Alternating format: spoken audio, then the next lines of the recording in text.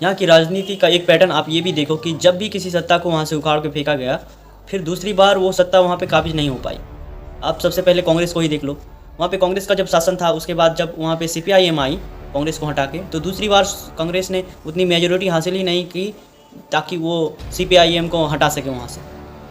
फिर CPIM के कुछ सालों, कुछ मतलब टर्म, 3-4 टर्म उसके पूरा करने के बाद TMC आई, तो उसी का भी यही हाल था। वो भी तकरीबन 3 टर्म तक वहाँ पे शासन करती रही, जब तक कि अभी फ़िलहाल BJP ना आई। और इस 3 टर्म में CPIM का नामो निशान मिट गया। वहाँ पे एक भी MLA इस बार तो जीता ही नहीं है CPIM का। तो ये परिस्थिति है वेस्ट बंगाल की। मतलब यहाँ पे जिस तरीके की राजनीति होती है ज़मीनी स्तर पे, वो अन्य राज्यों से बिल्कुल डिफरेंट है, क्योंकि यहाँ पे माफिया राज चलता है। TMC जब यहाँ पे सत्ता में नहीं थी, तो जितने भी वहाँ के जो बड़े बड़े आप दबंग कह लो या फिर वहाँ के जो बाहुबली कह लो वेस्ट बंगाल के, वो लोग सारे के सारे CPIM में थे। लेकिन जब TMC सत्ता में काबिज हुई, उसके कुछ सालों बाद में ही या फिर कुछ दिनों बाद ही वहाँ के जो बाहुबली थे, अपने सत्ता को काबिज रखने के लिए, उनकी जो हुकूमत है वहाँ पे चलती है जिस इलाके में, उन सब चीज़ों को बचाए रखने के लिए वो TMC में जा मिली। अब TMC ने उसको संरक्षण भी दिया।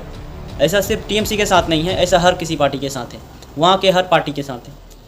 फिर अभी BJP आई है, अब BJP के टर्म में अब क्या होगा कुछ पता नहीं, लेकिन ये ऐसा ही चीज़ पैटर्न दिखा गया था जब CPIM आई थी कांग्रेस को हटा। जितने भी उस टाइम बाहुबली थे वो लोग संरक्षण ले लिए CPIM के इसमें, और CPIM हारी तो वो TMC में चले गए। अब TMC हार चुकी है तो वो कहीं ना कहीं BJP में जा शामिल होंगे। इसीलिए यहाँ पे जो भी राजनीति एक बार आ जाती है राजनीतिक पार्टी, उसको सत्ता से हटाना काफ़ी मुश्किल हो जाता है। वहाँ के जो दबंग होते हैं उस पार्टी के कार्यकर्ता बन जाते हैं और वो वोटरों को तंग करते हैं, अपने इलाके में ध्वस्त जमाते हैं, जिस तरीके से अभी हो रहे हैं। कहीं ना कहीं BJP में भी वो दबंगाई थी, इसलिए तो देखो TMC के हारने के बाद ही एकदम से दंगा चालू हो गया। पूरे वेस्ट बंगाल में अलग अलग इलाके पे मारपीट हो रहा है, ऑफिस जलाया जा रहा है, अलग अलग पार्टियों के, TMC पार्टी के, CPIM के, कांग्रेस के, इन सब के ऑफिसों को जलाया जा रहा है, खास करके TMC के, क्योंकि इन्होंने कुछ ऐसी चीज़ें हुई है, क्योंकि वहाँ पे जो दो गुटों का टकराव चलता रहता है, उस हिसाब से ये सब चीज़ें हो रही हैं। जिस तरीके से भाजपाई नेताओं का फिर बयान आ रहा है ना, इससे तो यही लग रहा है कि TMC या फिर BJP के बीच एक बड़ा क्लैश होने वाला है और वेस्ट बंगाल में काफ़ी उतार चढ़ाव होने वाला है।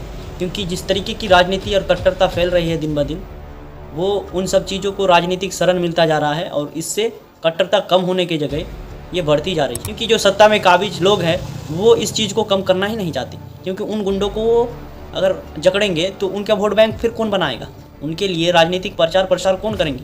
यही गुंडे तो करते हैं, इलाके में जाके लोगों को धमकाना, उनसे वोट कलेक्ट करना जबरन। ये काम होता है इन गुंडों का। इन गुंडों को संरक्षण देती है राजनीतिक पार्टी, बदले में ये गुंडे उनको संरक्षण देते हैं वोट के तौर पर, वोट बैंक के तौर पर। ये खेला चल रहा है वेस्ट बंगाल में।